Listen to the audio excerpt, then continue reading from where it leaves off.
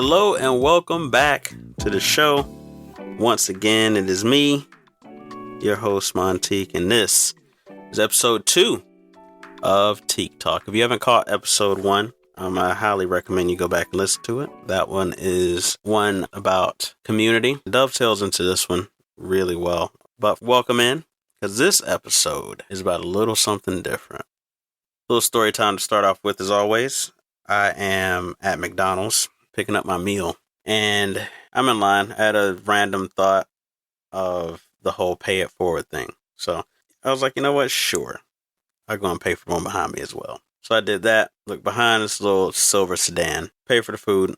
What I always do in McDonald's, I don't know if you knew this, and they have to do it, by the way. At least that's what they told me. When you go to McDonald's, always ask for fresh fries. You don't have to ask for unsalted fries to get them fresh. Just ask for fresh salted fries, and they'll hook you up. Went ahead and did that, so I have to go up to the next window. So I'm sitting at that window, the little silver car. The car behind me is still there. So I get my fries, I peel off. And at the same time, they're pulling off too. I guess they just got their food. Okay, cool. So I'm headed home, and I'm noticing that this silver car has followed me through 2 turns. So I'm not thinking nothing of it. Happens a lot here. It's a small town. 5 minutes have passed. I take a couple more turns. And now it's getting a little concerning because, like, all right, this person might be following me. But there's a pizza shop right by my spot. So I'm like, you know what? You just got food. So what I'm going to do, I'm going to pull up in this pizza shop and park in the parking lot and just see what you do. Park in the parking lot. The car parks behind me. Okay, now we're getting interested. Now things are getting a little spicy, right? Looking at my rearview mirror, and because I'm like, they don't know if I'm getting pizza or not. I could be picking up pizza to go with my McDonald's meal as well. So, get out the car, and I look behind, and this lady gets out. I don't know, this younger white lady, probably late 20s. So, she gets out, and she walks over, and when you could tell she didn't realize, like, because I get out the car after she did or whatever, and she was like surprised to see me. So she's like, oh. And I was like, fuck. So she walks over. She's like, oh, I just want to thank you. So she gives me the whole spiel. She, just so happened she left her wallet at home, and she was going to tell the little McDonald's worker guy that, hey, she ain't got the bread right now. She's going to have to swing back by, hold on to him, whatever she was going to tell him. And just so happened that I paid for her meal and took care of that for her, So she wanted to thank me, and I'm like, you didn't have to follow me for 10 minutes, though. But she thanked me for that. She's like, oh, wow, you're so well spoken. Let's put a pin in that. Okay. So I feel like a lot of times we are quick to place labels on people. We're really quick to demonize people too that don't necessarily agree with everything that we say and do. And I think that's why, like in today's society, you see a lot of family separating from family, good friends separated from good friends, and it's all because of these misunderstandings and these labels, and we're not really taking the time out to really see what people mean by the things they say and what they do. That was a lot of that during the last presidency, that if you supported, the what do they call him, the bad orange man, if you supported him, then all of a sudden you were basically akin to a Nazi. So it was either that or, either you're with me or you're a Nazi. And I had never even, before that, you'd never just seen anything like that. So it was just a lot of bad faith people on both sides of that. And you just saw it a lot because people weren't taking the time to even try to understand each other. So I'll just say it like this. Everybody has their own biases. Everybody believes what they believe. But let me tell you this right now. So you listening, you are no better than a Nazi. That feeling you have right there is the point of this entire podcast. What I want you to do is bottle that up, and I want you to keep it because that's what this is all about. Now, are you actually better than a Nazi? I would hope so, but who knows? Maybe you are, maybe you're not. That's not even the point. The point is that when you heard that label put upon you, you had a reaction that had you put your walls up and want to attack that point of why you are, of course, better than a Nazi. Because that's the one thing I think everybody can agree on is that the Nazis were bad. Hell, the Nazis were so bad that neo-Nazis even have to deny that the Holocaust happened because even for them, that's a touch too far. Just think about that for a second. But what does understanding each other have to do with stuff like labeling people with racism, homophobia, and Nazism, whatever it is? Well, it's all about the labels that we place on people and how most of the time we try to challenge somebody's reality instead of searching deeper and understanding those people. So there's a quote that goes, "Replace labeling others by discovering who they are." I think that's really important because when we label people off the most mundane of things sometimes, off of one line of a tweet or one statement or a like or anything, right? And some people don't even take the time to really look at it and see what those people truly mean by what they're saying. It could be something at the workplace. So for instance, one of the worst things I've ever heard at a workplace I was at is somebody said, "How does a black woman know that she's pregnant?" And the answer is that she takes out her tampon and the cotton has been picked. Now, obviously, we know the connotations of that joke. Don't need to explain that. But it's not necessarily a funny joke, but usually your response to that, like somebody's response to that generally just say like, "Hey, that's not cool, that's racist."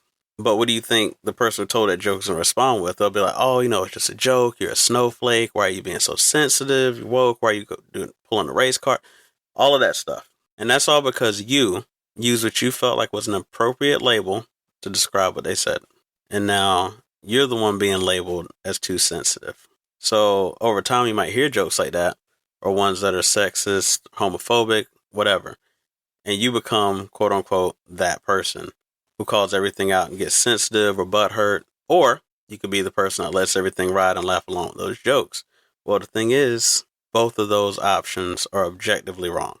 Not necessarily that it's wrong to call those people out, but there's a way of helping them call themselves out. So I feel like by jumping to label somebody, you're basically taking the horse to the water and forcing their head in the lake. It's like trying to make them drink, and that's rarely going to work. Now, are you supposed to call out racism, sexism, homophobia, all of that stuff? Of course. And that's why instead of giving somebody a label right off the bat, you allow them, again, to label themselves. And how do you do that? Well, sometimes the smartest thing you can do is play stupid. And by play stupid, I mean ask the shortest, most important, yet most under-asked question in the English language, which is, why? Let's be real. Overly racist jokes like the one I told, or overly overt homophobic, sexist jokes are pretty rare these days. Like, you might hear one, but it's very rare that you will. Usually right now you hear something that is subtle. Something like, "Oh, you're pretty for a black girl." Or, going back to the beginning to that story, somebody saying, "Oh, you're so well spoken." Where it's like, you almost pause to wonder why somebody would say something like that, or what their, thoughts of whoever it may be is, like black people, gay people, whatever that may be, right?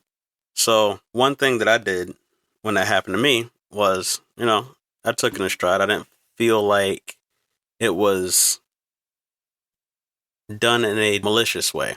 So what I said was, "Oh, what do you mean by that?" So basically the story is that she had dated many a black guy in her day, and I was the only one to speak the way that I speak. So I was like, "Oh, nice to meet you. Anyway, I'm gonna go." So that's how that conversation ended. And it was just one of those things where it's like, it's so quick to be like, that was some racist shit. But when you give a person a chance to actually explain themselves and what they mean by stuff, most of the time it's not going to be, either it's not going to be what you thought it was, or it's not going to be as bad as you thought it was. And that's why putting labels on people and not at least digging a little bit deeper to understand what they mean is harmful in itself. Because we do nothing but harm ourselves by not digging deeper and not looking for the meaning of what they actually say. Like, once you throw out there that, hey, you're racist or you're homophobic or you're transphobic or whatever it may be. Once you throw that word out there, all that person's going to do is they're going to think that you're attacking them and they're going to go on the defensive, regardless. Just like when I said that you know better than a Nazi earlier. That's what happens. And at that point, it's just an argument back and forth. Both of you are just going at each other and nobody's listening to each other. And that's why we have to normalize asking why and actually listen for that answer and try to gain an understanding of where they're coming from. Maybe they don't have a good answer. And that's time to tell them, like, hey, this is how that comes off. This is why that's not cool. Right? Like, or maybe they can have a totally different definition of something you thought was really bad. It could really go either way. But the thing is, when we have to learn how to listen and to listen to understand without listening to just respond. Like, we start interrupting people like we're a lawyer on TV, then we hit them with that gotcha moment. But how many times does that really work, right? It doesn't. It becomes contentious, and like I said, it's just a full-blown argument. Nobody's listening. So by listening to somebody and actually trying to understand where they're coming from, they can even give you a new perspective on what they were saying. And that's the key. You want to be as open listening as you want to be listened to. That way you're both being heard and you're both having a conversation. It's not a verbal sparring match, because at that point, you can point out why that racist joke is distasteful, or why saying you're well spoken to a person of color can be felt as racist.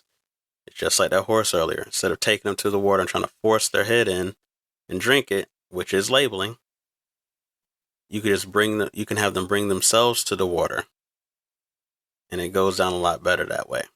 So again, let's normalize asking why, because at the end of the day, as much as what we do matters, what matters even more is why we do it.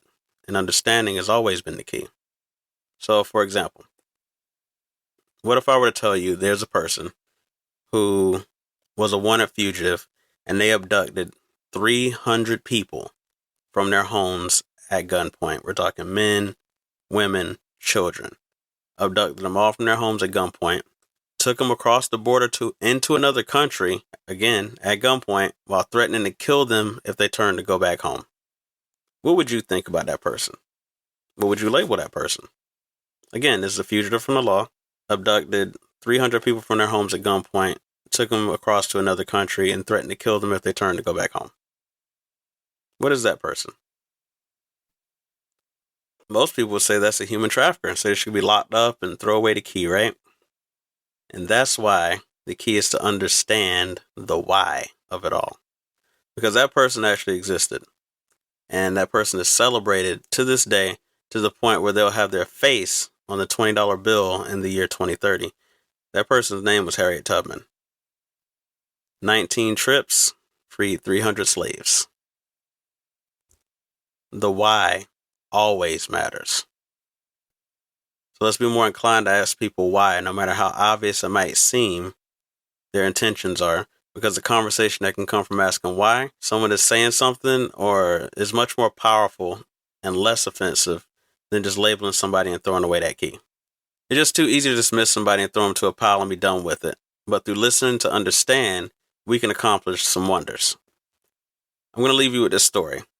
There's a black gentleman by the name of Daryl Davis who befriended multiple Ku Klux Klan members with one purpose: asking them why do they hate him without knowing him. As of 2017, he had convinced over 200 KKK members to give up their robes. He even speaks about now how he receives Klan robes in the mail from people who learned about him through YouTube and other ways and just changed their ways, right? So what he would do is he would sit with them and he would allow them to spew whatever vitriol, insults, and falsehoods they had about black people and whatever other people that they hated in that moment. And instead of trying to destroy their heart set reality, he did something else. He gave them a new perception. Because his whole thought was, your perception and what you perceive is your reality. I'm never going to change your reality, But what I can change is I can give you a new perception that can then become your new reality. And that's what he would do. Where they were looking for a fight and they were looking for him to punch back on the things that he was saying, he offered them an olive branch. Where they were looking at and looking for anger, he gave them patience. And because of that, 200 Klansmen are now former Klansmen. He found the why. And through them confronting their own prejudices through the conversation, they found understanding, in which turn changed their minds. But if he just labeled them as racist and never tried to lend out that olive branch, there's at least 200 people out there that probably would have caused harm in one way or another to a person of color. But because of Daryl's dedication to his cause, he was able to change lives for the better in ways he may never even fully understand himself. So let's be more like Daryl, and let's search for understanding even in the people that we don't like. Because if we don't, just like you find like-minded people in community, they do too. And the last thing we want is for hate to burn bright when understanding can extinguish it where it stands. And that's all for today. But you know what? It's Friday. We're going to have no homework today. Just make sure that you work on listening to understand and not to respond, and watch your conversations turn out much better. Appreciate you for listening, and until next time, peace.